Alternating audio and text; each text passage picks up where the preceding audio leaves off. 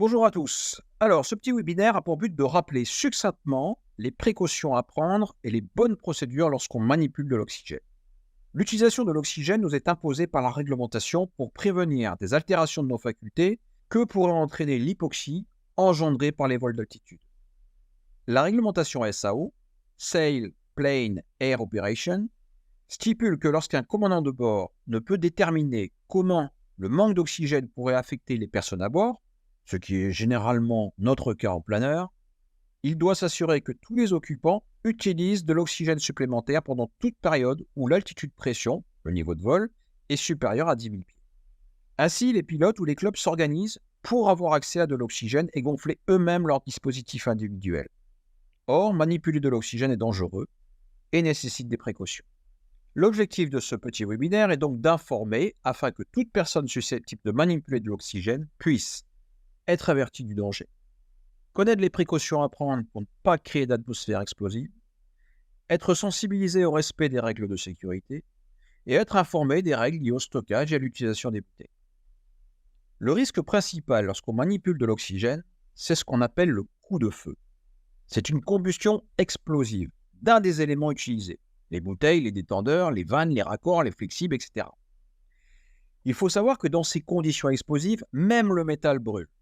Les phénomènes qui amorcent un coup de feu sont habituellement la compression brutale de l'oxygène liée par exemple à l'ouverture d'une vanne d'un circuit de manière trop rapide, la montée par exemple à 200 bars échauffe le gaz à plus de 1000 degrés.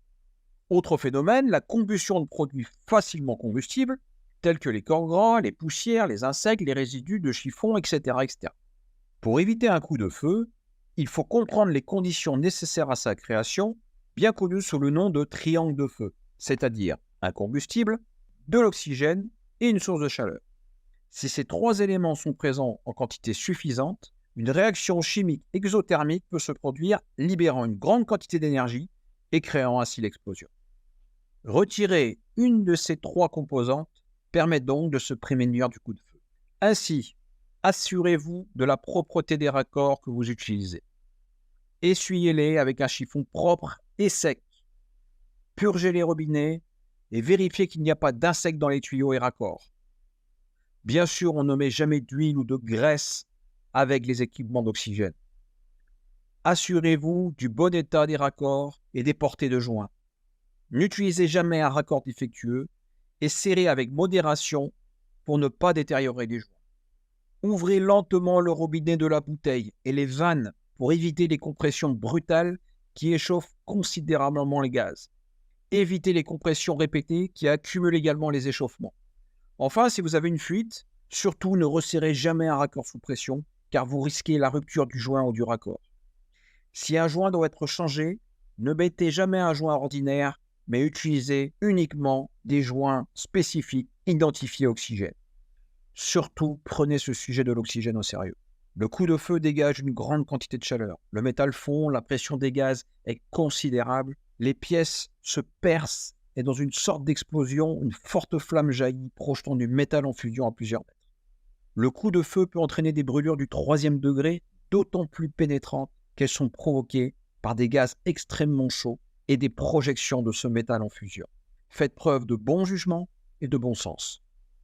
Passons aux choses pratiques. Quelle est la bonne procédure pour gonfler sa bouteille personnelle à partir du B50 ?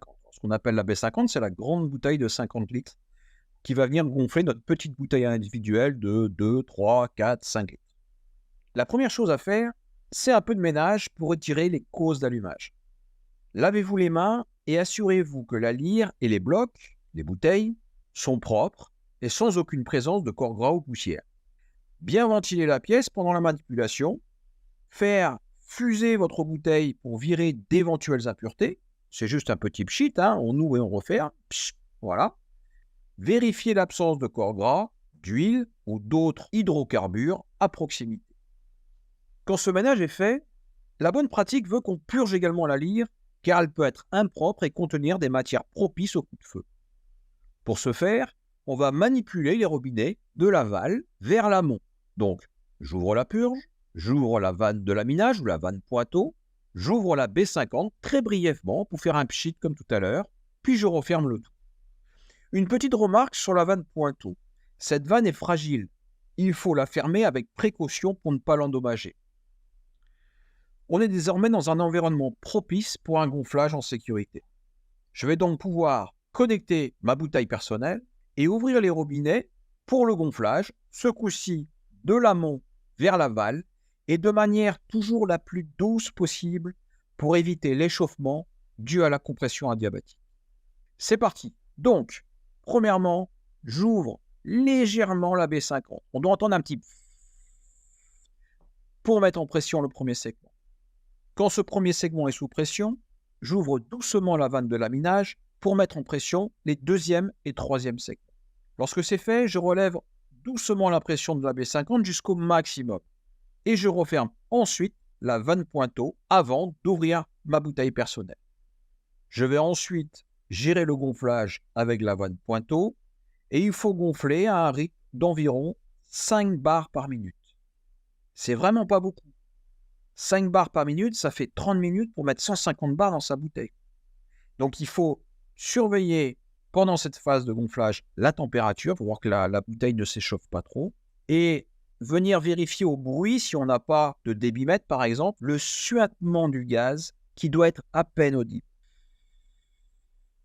Quand on arrive à la pression souhaitée, on ferme le circuit par la vanne pointeau. Attention à ne jamais dépasser la pression maximum qui est mentionnée sur vos bouteilles. Il faut être extrêmement vigilant sur ce point. Une fois que notre bouteille est gonflée, il nous faut simplement purger le circuit. Donc pour ce faire, on ferme sa bouteille, on ferme la B50-2, on ouvre la vanne de laminage qu'on avait fermée lors de l'arrêt à la pression désirée, puis on ouvre la purge pour vider tout l'oxygène qu'il y a dans la lyre. On divise le tout et on remet bien les protections sur la B50 et sur la lyre pour qu'elle reste propre. C'est des petits bouchons qu'on vient visser ou insérer dans les robinets. Voilà, bon gonflage à tous et bon vol en sécurité.